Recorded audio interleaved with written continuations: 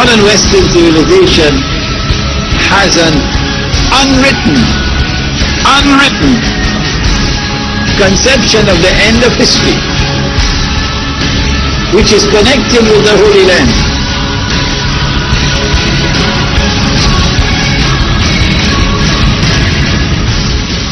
There is an actor at work in modern Western civilization, which is constantly using modern Western civilization to achieve his objective.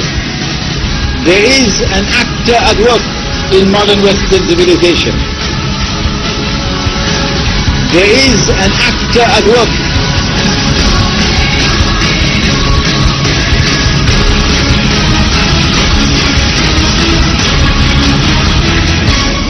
I recognize that actor to be the false Messiah, Dajjal.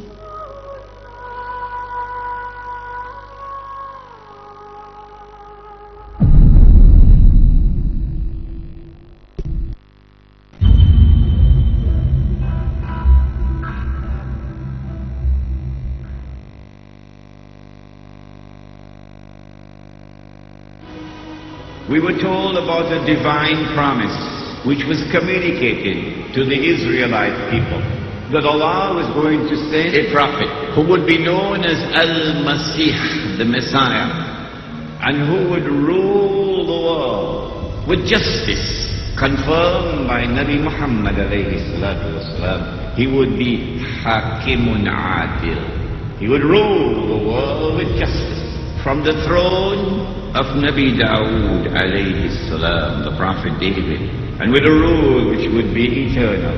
The Israelite people understood that if the Messiah was to fulfill this divine promise, there were certain logical implications which followed. Number one, that he would have to liberate the Holy Land. Number two, that he would have to bring the believers back to the Holy Land to reclaim it as their own. Number three, that he would have to restore the holy state of Israel, founded by David and Solomon, Allah's blessings be upon them.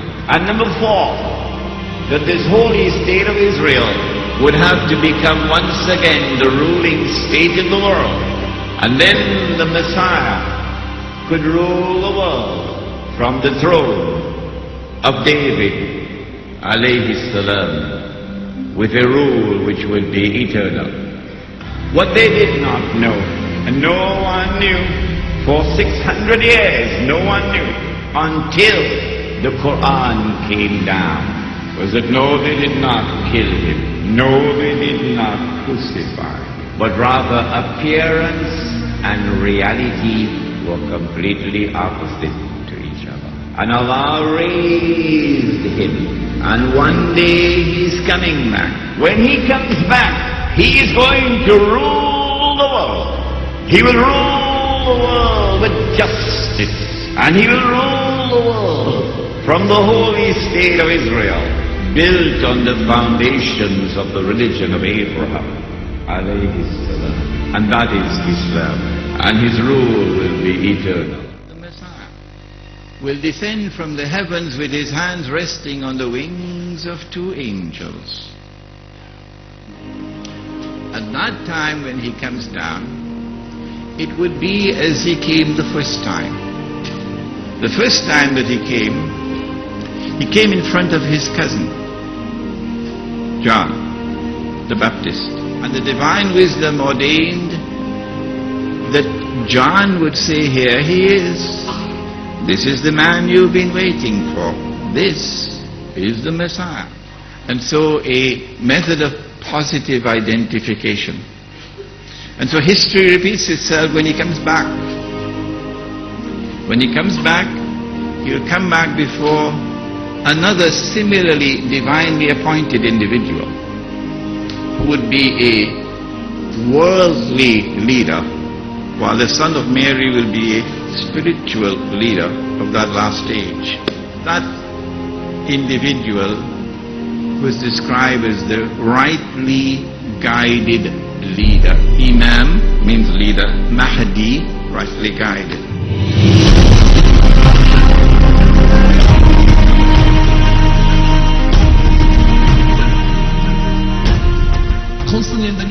two terms: the New World Order and globalization. How many times do you hear these terms? The New World Order, globalization. Both of them indicate a development in the human being where there is so much integration. The world has become a small world. And there is 6 degrees of separation between me and between you.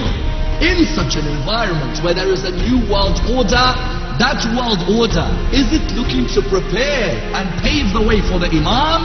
Or are they looking to destroy the message of the Imam?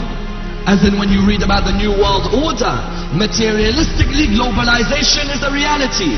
But spiritually there must be another discussion happening. That new world order, you will find in many cases, have already started to try and demolish the message of the Imam. And the undertones are there in many of the media industry about the undertones to finish this messianic concept. Therefore you find on all of these levels, what do we see? We see that the discussion of the utopia is a fundamental discussion. Every one of the world religions today believes that one day there will be a state which will be a state of justice, where tyranny will be completely removed. If you look, for example, within Hindu thought, or within Zoroastrian thought, or within Jewish thought, or within Christian thought, or within Islamic thought, each one of these religions postulates a theory that there will one day be an ideal state, a state where there will be no poverty, a state where there will be no misery, and a state where a messianic figure will bring success for God's chosen people. And if you look within the religion of Islam, the idea is given within each and every school of the religion of Islam that the Mahdi will be the one who establishes the perfect state. This discussion is a contemporary discussion, not a historical one. Why? Because the belief in the Mahdi is a belief obligatory on every Muslim. Every Muslim in the world today, it's obligatory on them, according to their scholars, to believe in the Messiah that is the Mahdi. Yes, some believe he is born, and others believe he is yet to be born. But you must believe in him as the reality of someone who will bring justice to the earth. That's why we should be organizing conferences every year, where we invite every imam of every school in Islam, and we invite the leaders of other religions and tell them, come sit next to us, let us discuss our Mahdi, and let's discuss your Mahdi as well. Because don't think that in Hinduism or Sikhism they don't have a Mahdi. There is a Mahdi at the very core of the Indian subcontinent, a Messiah who will bring justice. It's a Muslim and a non-Muslim issue. Therefore, when we talk of this utopia, the builders right now are not all Muslims. The builders right now are any human being who is seeking to promote godly values on earth.